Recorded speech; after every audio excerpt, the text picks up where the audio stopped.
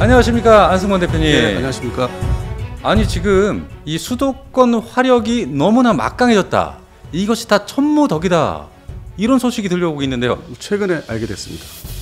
아니, 안 대표님도 지금 최근에 알게 되신 거예요? 워낙 뭐 수출 얘기들 너무 이제 덮여 있었잖아요. 수출 얘기만 우리가 뭐 어디 폴란드에 뭐 수출한다 이런 뭐 그런 얘기, 그런 뉴스만 그냥 가득히 나오다 보니까 실제 우리 그 한국군, 특히 지상군 전력이 네. 어떻게 강화되고 있는지를 뭐 조사를 안 했었죠. 전부 다 수출에 매달려 있으니까. 그 온통 뉴스가 수출이에요. 그러니까 뭐 먹고 사는 거니까 그것도 하나의 우리 그 방산 수출도 중요하기 때문에 경제로 들어가니까. 그래서 그것을 이제 정밀하게 알아보니까 그 오해들이 있었던 게 K9 자주포하고 K2 전차, 네. FA50은 우리 공군이 발주한 물량, 그러니까 우리 군이 발주한 물량을 좀 일부 준다고 돼 있었잖아요. 그렇죠. 그래서 이제 이거를 다 한꺼번에 이렇게 묶어서 생각해봤죠. 천무도 그렇게 하지 않겠느냐. 근데 천무는 그건 아니더라고요. 아, 그래요? 천무는 이제 우리 한국군이 쓰는 물량, 생산하는 물량하고 수출 물량은 그 형태가 달라요. 그러니까 뉴스에도 일부 나왔어요. 그러니까 수출한 물량은 그 차량 자체는 폴란드에서 이제 알아서 자기들 거에 맞춰서 이렇게 받으면 끼우겠다, 맞추겠다. 그래서 이제 그거는 오해가 좀 풀렸어요. 그 천무가 이제 우리 육군에 발주한 거를 주는 게 아니라, 일부러 주는 게 아니라 그건 그거고 이건 이거다. 그래서 그렇게 이제 묻다 보니까 그러면 이게 뭐 어떻게 배치가 됐습니까? 뭐 들어온 게 어디 기존의 포병 여단이겠죠. 했더니 거기는 이미 거의 다 끝났습니다 그러더라고. 포병 여단은 배치가 끝났다. 그 7포병 여단만 이제 특수한 경우이기 때문에 거길 제외하고 네. 기존의 포병 여단은 다 들어갔다고 합니다. 아, 그래요? 그다음에 더불어 화력 여단이 있어요. 그게 이제 2019년도에 생겼는데 거기 이제 2개 여단에 이제 신설이 됐죠. 그래서 거기까지는 뭐 우리가 좀 이렇게 유추할 수 있는 부분이었죠. 그런데 여기서 특별하다는 건 보병사단. 그것도 수도권 중심으로 일단 급하게 배치 완료. 수도권 중심으로 배치 완료됐다. 네. 나머지 이제 뭐 또 저쪽 동부전선 그것도 이제 있는데 그거는 이제 발주 물량을 맞춰서 들어갈 건데 우리가 이제 화력을 수도권 중심으로, 그것도 이제 우리가 수도 서울의 앞쪽 부분에 있는 대표적인 사단이 뭘까요? 1사단? 그렇죠. 1사단 그 파주 자유로 그 길 아시잖아요. 네네네. 신나게 달려보신. 예. 거기 1사단. 그리고요. 그러면 1사단 옆에 동네가 일산이잖아요. 일산에 어떤 사단이 있죠? 9사단, 백마부대.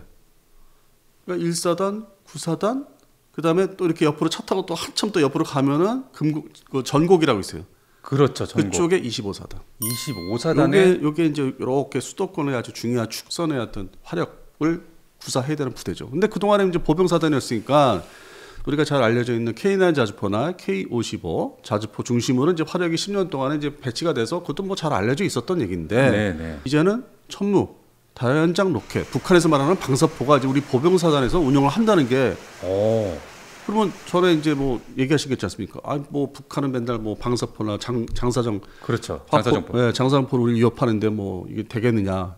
평상시 얘기하셨어요. 뭐 화력적으로 이거 지금 대한민국이 눌러버릴 수 있겠느냐? 우리가 좀 밀리는 거 아니냐? 네. 그러니까 옆에 이제 뭐 포병여단이 그걸 이제 받쳐주고 있다. 저는 그렇게 답변을 했었고. 그렇죠. 그 뭐 우리가 대화를 나누지가 얼마 안 돼요. 맞아요. 네, 여름 때 그런 얘기 했었지. 네네. 그런데 알고 보니까 이 수출권을 인해서 좀 이렇게 얘기를 들어보니까 기존의 보병사단에도 부대가 신설됐다.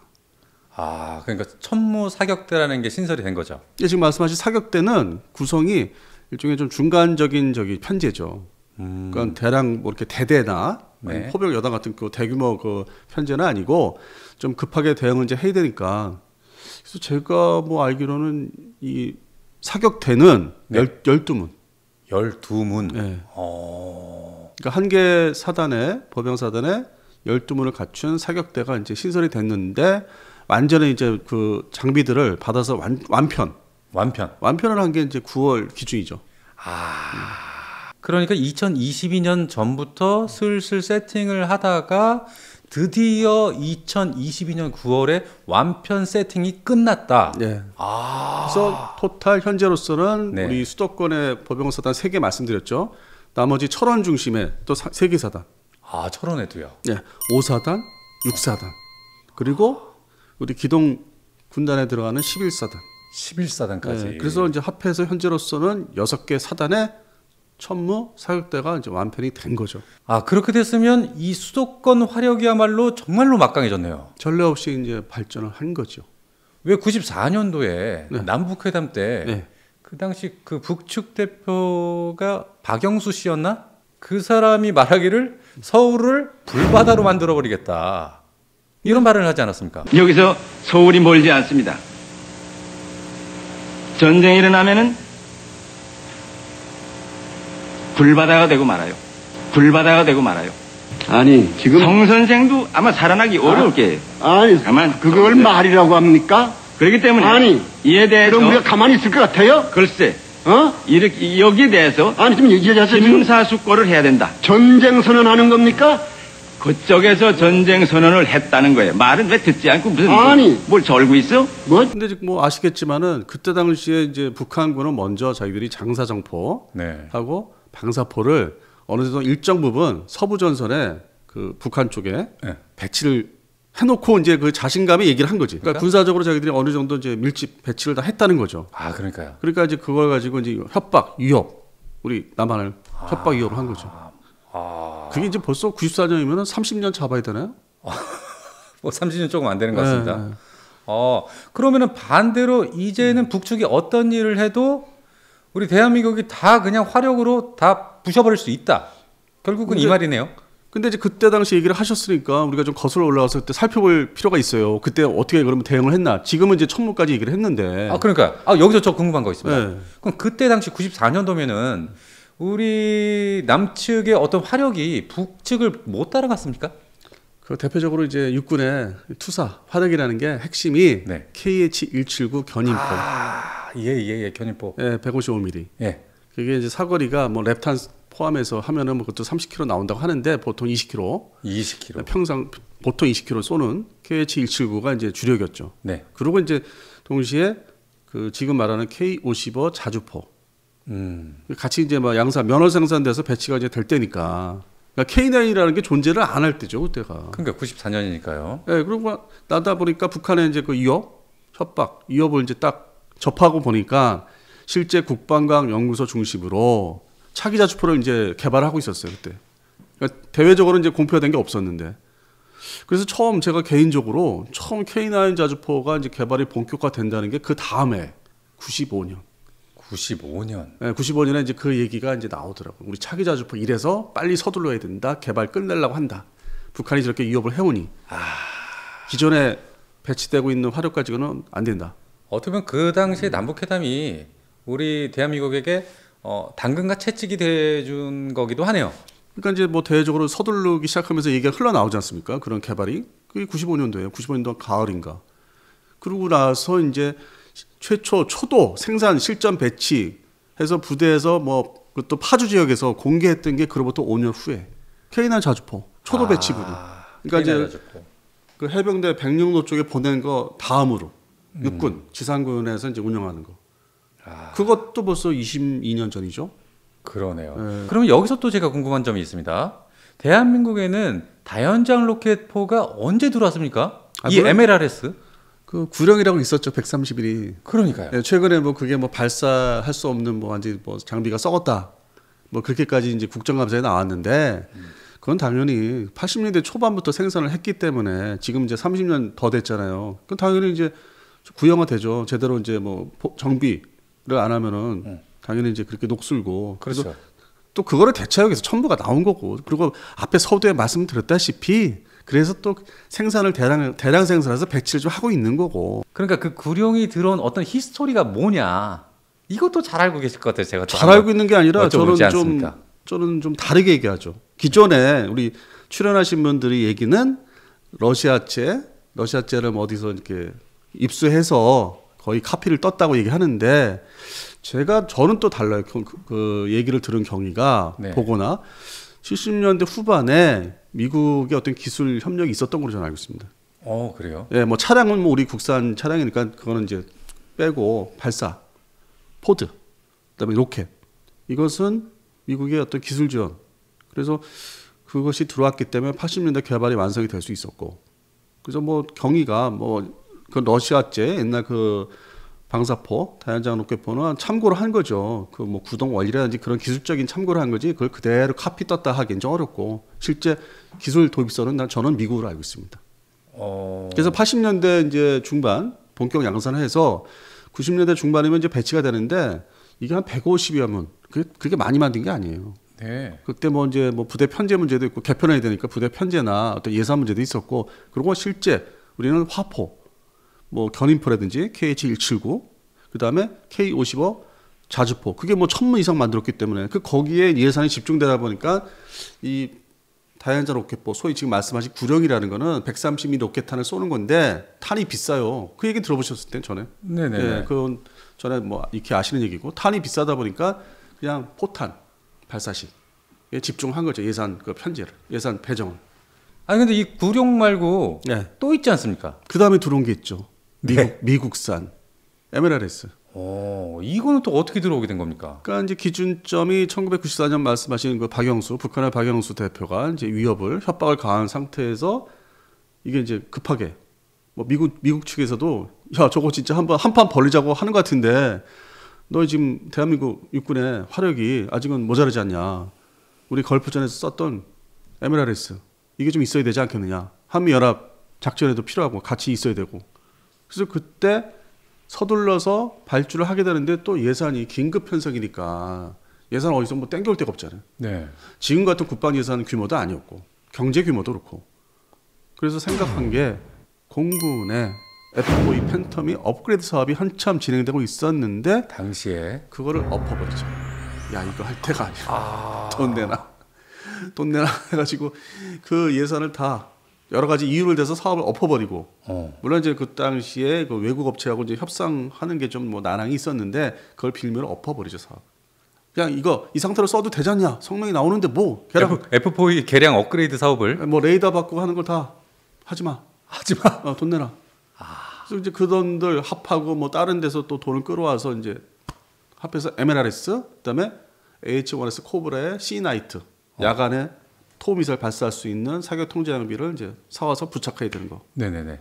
뭐 그런 것들. 그것이 중단이 된 겁니까? 그다음에 대포병 레이더도 그때 이제 들어오죠 미국제가. 지금은 이제 노화돼서 구형이라 하는 것들. 그 당시에 뭐 이렇게 한 5가지 긴급 사업으로. 그래서 핵심이 MLRS. 그래서 실제 94년도 95년도 얘기돼서 제가 제 눈으로 직접 본 거는 현장에서 초도 배치 이제 이렇게 자랑을 이제 했던 게 99년도 파주 지역에서. 그럼 양이 좀 막대하게 들어왔습니까? 적죠. 네? 그것도 2차 도입도 있었는데 네. 소량이에요. 뭐 그거는 뭐 이렇게 찾아보시면 나오는 얘기인데 혹시 뭐 한 줌 정도라고 표현해도 될까요? 그러면? 뭐 핵심 저번에 이제 그 뭐 강릉에서 이렇게 같이 에이테크임스 뭐 쏘고 여러 차례면 그런 게 있었잖아요. 우리가 이제 북한의 탄도탄 발사할 때 대응하기 위해서 네. 우리도 쏜다. 뭐 동해안으로 많이 쐈잖아요. 그럴 때 보면은 이제 뭐 한 줌이죠. 그 부대들은 딱 특정 부대만 운영하고 있죠. 자, 그러면은 이 천무가 이 수도권 보병 사단에 배치가 완료돼서 그만큼 화력이 확실히 증강이 됐습니다. 네. 그러면은 이 천무가 기본형이기 때문에 사거리는 80km가 맞죠? 알려져 있죠. 80km로. 아무튼 저는 네. 수도권 이 보병 사단에 이 천무 배치가 다 끝났다고 했지만 사거리가 이게 80km밖에 안 되니까 네. 혹시나 이 북한과의 불미스러운 일이 벌어질 때 이 정도 가지고 안심을 할 수 있나? 이 대응이 제대로 될까요? 80km 가지고? 좀 애매모호한 느낌이 없잖아 있죠. 근본적으로 천무 시스템이 지금 뭐 폴란드가 얘기하지 않습니까? 하이마스를 미국에 발주했는데 그 대량 발주를 했는데 시간에 못 맞춰준다. 네. 그래서 어떤 그 투트랙 뭐 차선책도 아닌 투트랙 동시에 진행하는 투트랙 방식으로 해서 전차도 그랬지만은 이 다연자 로켓포도 한국 것을 발주를 하지 않습니까? 그렇죠. 그 발주하면서 기본령이 지금 들어가는 거예요. 기본령. 지금 288문 계약을 했죠. 네, 거기에 이제 그 무유도 로켓 80km 사거리 80km짜리. 네네. 그것을 이제 먼저 가져가는 거죠. 우리가 납품을 해야 되고. 그런데 이게 실제 천무 시스템을 가만히 들여다보면은 벤치마킹 한 게 역시 아까 말씀하신 MLRS 시스템을 벤치마킹 한 겁니다. 그렇죠. 예, 그 워낙 MLRS가 시스템이 또 옛날 거기도 하지만 비싸요. 그리고 현재 MLRS 그 궤도형은 이제 저게 됐죠. 생산이 끝난 거고. 그래서 하이마스로 넘어가죠. 차량형으로. 근데 차량형인데 발사기 그 로켓이 들어 있는 게 몇 개 없잖아요. 6개로 제가 알고 있는데. 그래서 그것이 또 우리는 또 천무가 있는데 천무는 또 발사기가 많고 그거에 비교해서 당연히 거기에 무유도 로켓뿐만 아니라 유도 로켓도 이제 있고 종류가 그다음에 탄도탄 개념의 에이테킴스가 있지 않습니까? 그게 한국형이 바로 천무 2입니다. 한국형의 에이테킴스가. 네. 그래서 우리가 말씀 전에 하셨다시피 사거리가 에이텍 게임스의 현재 존재하는 기본령, 개량 기본령하고 거기에 준하는 사거리 거의 300km 미만, 바로 밑에 뭐 한 290km 정도. 그걸 목표로 개발을 해왔고 이제 이것을 선택을 해달라, 양산 배치할 수 있게 발주를 해달라를 작년 연말까지 강하게 세일즈를 이제 해당 제작사에서 했는데 뭐 그때만 해도 연말 작년 21년도 연말만 해도 뭐 드론 대책, 드론 대응, 뭐 우주 개발 거기에 좀 쏠려 있었거든. 그러다가 이제 2022년 2월 24일 러시아가 우크라이나를 침공하면서 전쟁 양상을 보니까 특히 여름을 지나면서 처음부터 필요하다. 더불어 폴란드도 그거 이제 차후에 탄을 좀 구매할 수 있겠느냐. 그래서 이제 급하게 이게 돌아가고 있죠. 그래서 여름에 어떤 이제 그 육군에서 발표하는 내용들을 이제 접해보니까 현장에서 접해보니까 천무 3까지 얘기를 하고 있더라고요. 이제는. 3. 예. 그래서 이게 장기 계획으로 이제 좌표는 있는 게 그 공개가 돼요. 그러니까 당장 2022년도 이번에는 기존의 동부전선의 기본령 빨리 배치를 진행을 하고 곧바로 천무트로 넘어가야 되지 않나. 수출 문제도 걸려 있고. 그러니까 외국에서 지금 우리 방산 국내 장비들 사는 또 이유 중에 하나가 우리 한국군이 대량 보유하고 있으니까. 네. 그래서 뭐 어떤 여러 가지 목적에 의해서 천무트도 채택이 되지 않을까. 정식으로 양산 들어가지 않을까. 그렇군요. 그동안에 이제 보신 거는 그냥 말씀하신 프라모델? 큰 프라모델? 모형이잖아요. 그거 보셨잖아요. 에어쇼에서. 예. 그걸 계속 공개를 했어요. 그래서 모형만 존재한다. 우리 PD님이 생각하시는 개념대로 모형만 존재한다. 그렇습니다. 이 다른 유튜버들 같은 경우에는 이 천무2, 3가 지금 실제로 있는 무기로 인식을 하면서 이렇게 말하는 소위 국뽕이라고 하죠. 그래서 그게 이제 현실화 시키려면은 양산 들어야 되는데 얼마나 걸릴까요? 제가 볼 때는 뭐 2023년도 올해는 그렇고 내년도에 국회 이제 뭐 예산 그 제출할 때 그 초도 물량을 좀 뭐 넣지 않을까 싶기도 해요. 근데 그렇게 해도 2023년도에 하반기에 그렇게 해도 실전 부대 그걸 배치하고 그 인도하려면은 전력하려면 2026년 7년 그래야 그렇게 해도 완전하게 부대에 다 골고루 들어가려면 2030년도 그렇게 뭐 간단한 또 얘기가 또 아니더라고. 또 그 양산 배치하는 것도 그렇고 수출도 마찬가지고 그 탄에 대해서. 예, 그러니까 포병 여단과 함께 보병 사단까지 이 천무 배치가 완료됐는데 그냥 제가 아쉬운 점은 사거리가 80km가 너무 짧지 않느냐.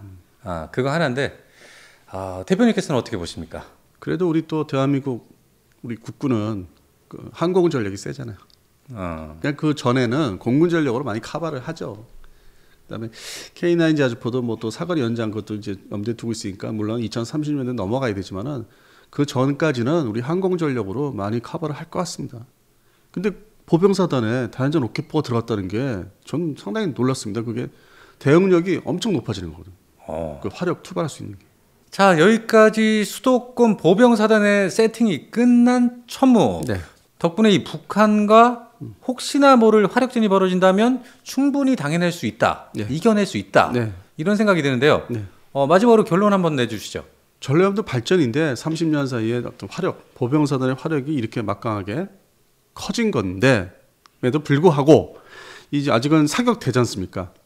사격대가 12문이라는 이제 편제로 제가 알고 있는데 이게 정식 대대로 이제 좀 증평이 돼야 되죠.